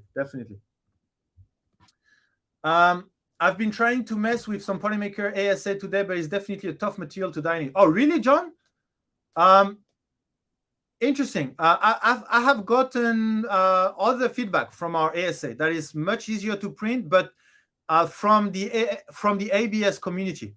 So if you are from the PLA community, then I understand. If you are from the ABS community, then ASA should actually be surprisingly better to use. But feel free to join our Discord. You can go in the Polylight ASA, here, and then I'm sure a lot of people will be very happy to help you with the setting. Let me go back here. Okay, and feel free to join our Q&A stream on Tuesday. This is where we spend time answering a question about 3D printing in a more effective way. How about printing a cube that has a chunk taken out of it so it looks like a stair? I'm not sure what you are trying to do with this. Yeah, I'm not sure what you are trying to do with this. Are you trying to replicate the fact that there is a? Oh yeah, I think I get what you mean. So if there is a stair, then there will be a top layer on one side, but the other side, the other half will be empty, and so yeah, no, I'm not too sure because there's a lot of things that changes. So I'm not too sure what you are trying to do. Oh, sorry. Where was I?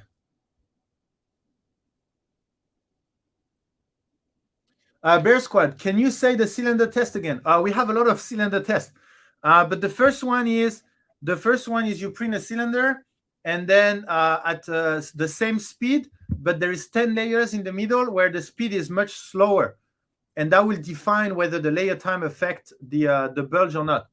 The other test cylinder is you have a cylinder, and in the middle you have 100%. You have 10 layers with 100% infill, and then we have another cylinder where you have a cylinder with 100% infill inside, but we need to make sure the layer time is the same for the whole cylinder. There's a couple of other small cylinders, but I can try to make a summary of all of these tests on Discord. I would be curious about the Minecraft stair test. Yeah, again, I'm not too sure what's the idea behind the stair test. Francis, I have an idea for another PrintBuster subject. What feature type has the better layer adhesion? Parameters in the number. Okay, you can suggest that in our Discord. We can discuss. They are everywhere in my house. I just posted a video to make it easier. Yeah, thank you, Zombie. I think it's very, very useful to see that.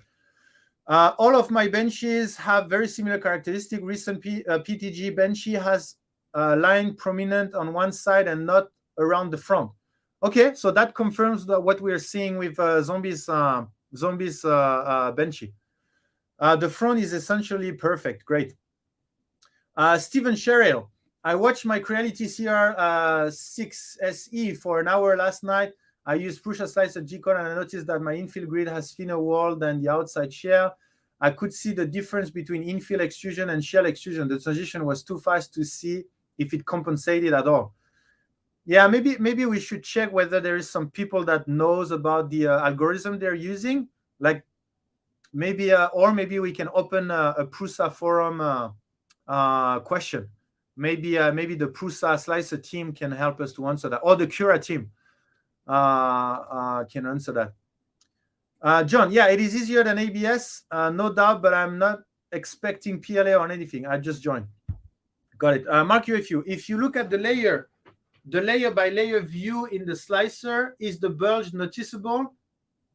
Change from layer below bulge to the layer with the bulge and see if it shows up. Mark UFU, if you look at the layer by layer view in the slicer, is the bulge noticeable? There's no bulge. There's nothing in the slicer. So this is in Cura. You see, in Cura, there's nothing.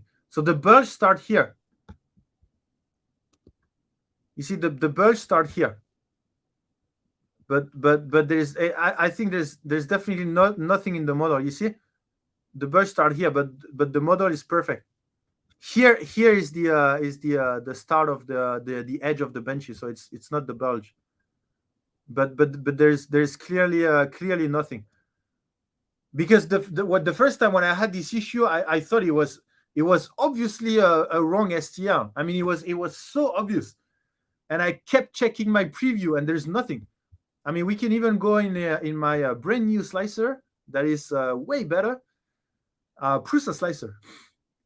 I'm joking. For the people that just joined, is because I literally just downloaded Prusa slicer, and that's the first time I'm using it, and I'm pretty impressed with it. So I will continue playing around with it. But again, you see, there is no bulge here. There is no bulge. There is a bunch of top layers and stuff, but there's nothing. What about PVB community? I always thought it was a defect in the model. Yeah, same, Forrest. Exactly the same. I was so impressed by these artifacts being so clear, so repeatable, so predictable, that I thought it was the STL. But it is not. It is not. I can assure you it is not. Parker, it would be super cool if you could get a slicer developer to interview on stream same day. Yes, Parker, and I may have, because Race 3D is our neighbor, right? So we may have someone from. Hopefully, I'm going to try to get an engineer from the printer manufacturer. So just to ask them about question about the printer, and especially how do they calibrate their e-step, because that was the question we wanted to answer, right? So if we can get someone from Race 3D here and someone from their idea maker slicer team, so their software engineer, if we can get someone right now on the list, I already have someone from Helio Additive to help us with the warping. They are studying this in a way higher level than what we're doing, and I will try to get them to share with us some data and some of the testing they have been doing. So hopefully, I'm waiting for my internet to get better in the office so that I can invite them in the office, because they are also neighbors. I mean, city neighbors. But anyway, if you guys have some other ideas on who we can invite for the PRINTBUSTER. So I want to invite, engineers or, scientifics or people that we can really go in depth. I don't want to invite like commercial people that talked about features, about printers that goes fast and can take many materials or something like this, right? My purpose is not really the commercial side of it. My purpose is really the scientific side of it. I want to pick into some amazing brains from other printer manufacturers, filament manufacturers, etc. Where was I? Hey, Builders Mark, thank you for joining. We have 3 marks now. Mark, UFU, Builders Mark, and Mark and Draka. So there's going to be between all of you for the giveaway. Oh, thank you, Zombie, for the Super Slicer link. Do you mind sending me on Discord as well? I don't think I will install it today. On the stream, but I will install it after. I mean, I'm pretty impressed with Super Slicer, with Prusa Slicer, just by using it 10 seconds. So if you are telling me Super Slicer is the upgrade of Prusa Slicer, then I will definitely be using it. Simplified 3D user here. Don't like Cura, not very intuitive, interested in Prusa Slicer. Okay. We have a Discord channel that talk about slicer software. I think it's called 3D Slicer. If you want to join and share, 3D Slicer. So we're talking about. Oh yeah, great, Zombie. Thank you. We're talking about the difference between a slicer here. I mean, I'm a simplified 3D users also. That's my first slicer, and I've been using it for the first 3 years of my 3D printing journey. So I really like Simplified 3D. I do like Cura a little bit better, but like a tiny bit, like the new Cura. But there's a lot of things in Simplified 3D that are so much easier to use than Cura. But anyway, lol, I'm an engineer, but not in 3D printing. Mark Squad, thanks, Zombie. Gotta change my name, Mark. Yeah, the more mark you have in your name, the more chance you have to win the giveaway. Wait, I have to be a mark to the giveaway. Mark, awesome. Yeah. Okay, guys. Oh, 2 hours exactly. Nice. I think it's been a great discussion. It's been a great discussion. I think, to be honest, I started the stream. I mean, someone recommended this topic yesterday. I had no time to make any research or prepare something, and I think for me that's the idea of the PRINTBUSTERS stream. I don't want to do all the homework before, and then and then on stream I just explain what I think. I want the stream to stay I want the stream to be the learning process, so that maybe it can be a little bit boring because sometimes I have no idea what is happening, so I have to do some research. But I feel like the learning process is much more interesting than learning by myself on one side and then doing the stream and then just presenting. Because maybe it's completely wrong, or maybe it's only my point of view. But to be honest, the work we have been doing in the last 2 hours for me is amazing. We've been able to isolate some factors and draw some hypotheses and already design some experiments. You even have some people that literally did some experiment live. So it's amazing. I think PRINTBUSTERS is really going to be an amazing show for us, an amazing community for again, for those that just joined. If you go on the website, I'm still working on it, but if there is now a PRINTBUSTERS, and then again, dive into the science of 3D printing and build our knowledge one layer at a time. Knowledge created by the community for the community. And then right now, you can only follow the stream on YouTube, but the idea is we are going to summarize. We are going to summarize everything here. We are going to have some nice articles and stuff. I already share the articles and the training documents I've been working on in the last few years. I shared it on Discord. But that's only made by my own experience on, warping, oozing, this kind of thing. But hopefully on the website, that's going to be more community made. So there's going to be some community representative per topic, and then there will be responsible of helping the community to change, to update and change the documents on our website. So again, it was a pretty nice stream. I really love it. I know there is still a lot to do. A lot to talk about. There is this whole thread on Prusa. I mean, this is page 1 out of 23. So there is definitely some discussion going on around it. I haven't read it yet. Like I said, I only discovered that topic yesterday. But I will try to read it, and then it's already available on Discord. And of course, the discussion continues on Discord. You can join our Discord. Polymaker.com, and then you can where is my Discord here, and then you can continue the discussion here on the PRINTBUSTER topic. We have again, we have 4 topics at the moment: warping, flow calibration, food safety, and Benchy hairline. And then you're welcome, everyone, to continue the discussion there. Okay, great. Here's my speed test. Every layer is same. Okay, so the idea here, Bear Squad, is to have in the middle. Yeah, I mean, we can continue on Discord because I'm not sure what you have in the middle. What are the differences in your cylinder? But anyway, let's do our giveaway, and then let's get to testing. I mean, most of you time to sleep, but for me it's time to go to the office, and then I'm gonna start some of the tests, and then I will try to summarize all of this, like the test, and I will summarize them, and then I will send them on Discord. And then if I miss anything, then you can let me know. Builders Mark, Polymaker just finished 40 badges for kids camp in Polymaker Seal Gold. Come out perfect. You know what would be great, Builders Mark, is to have pictures of all of them with the badges. That would be awesome. We are working also with another one that is making badges, but in multicolor. I think he's using I don't remember, but he was on Instagram, and I think I sent him some material, and I think he's doing some badge, and then he has some color changing, but I think it's by layer, and it was pretty nice as well. Steven, I had nasty warping due to my girlfriend turning my AC temperature down. My printer room was not prepared for it. Air moving in the room.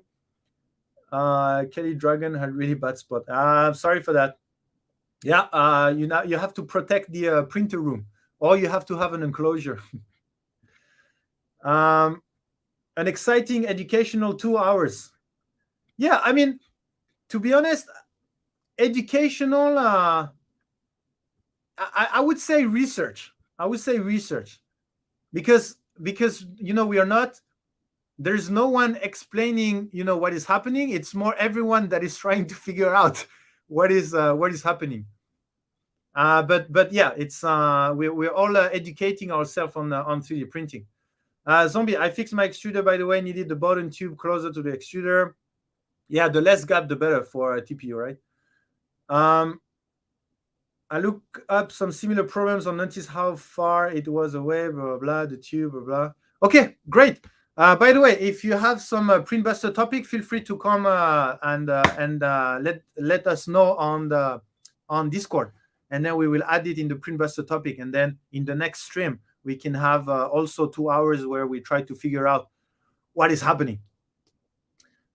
I hate to add more data, but the front side with the fan has less hairline than the back. The front side with the fan has less hairline than the back. I hate to add more data, but the front side of the fan, the front side with the fan has less hairline than the back. Oh, you mean the front side is the one with the fan and the back didn't have the fan. So it could be related to the fan, not the, yeah, okay. Yeah, that means we need to do another test where we have the fan on one side, not on the other, and see how it does. My Tech Fund, oh, thank you for joining, but we are finishing. I'm about to draw the winner. We were talking about the this effect. Let me show you quickly. Guys, my Tech Fund is a great scientist also. Is the one I want to invite on stream to talk about the food safety topic in our PRINTBUSTER, this topic. But Igor, we were talking about that line that everyone has on the Benchy, and we were talking about where that come from and why there is that line.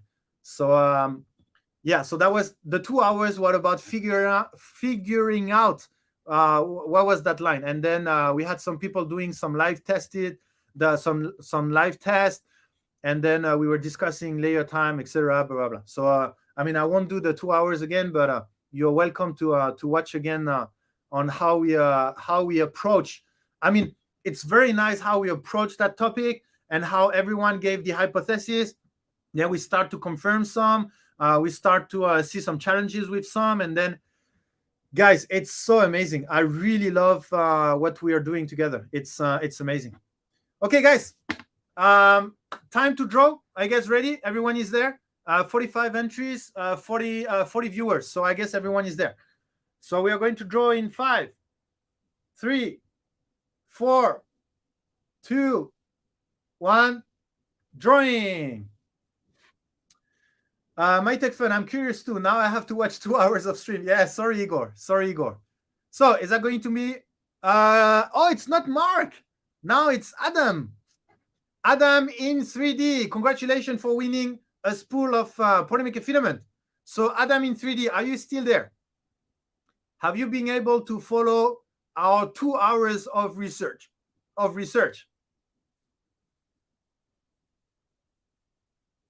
Congratulations, Adam. And yes, you're here. Congratulations, Adam, again. You can contact me. I'm not sure if you are on Discord or on Twitter. So you can DM Polymaker at any social media, pretty much. Or you can send me an email there. Nicolas.togotu@polymaker.com. Okay. By the way, I'm going to create a new email giveaway at polymaker.com. Because I received too many emails, and sometimes I may be late for some of them.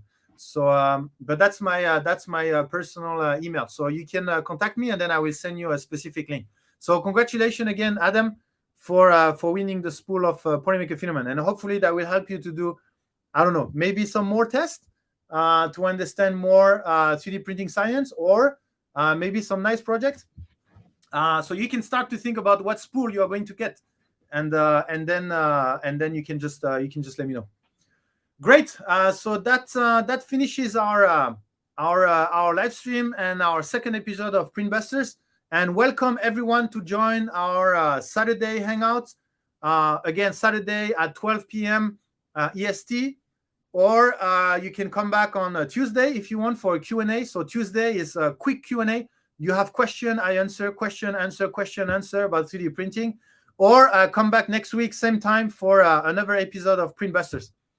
Thank you again, everyone, for joining. And I wish you a good morning, good afternoon, good evening, good night. Or if you are in space, good rotation around the Earth. Thank you, everyone. See you next time.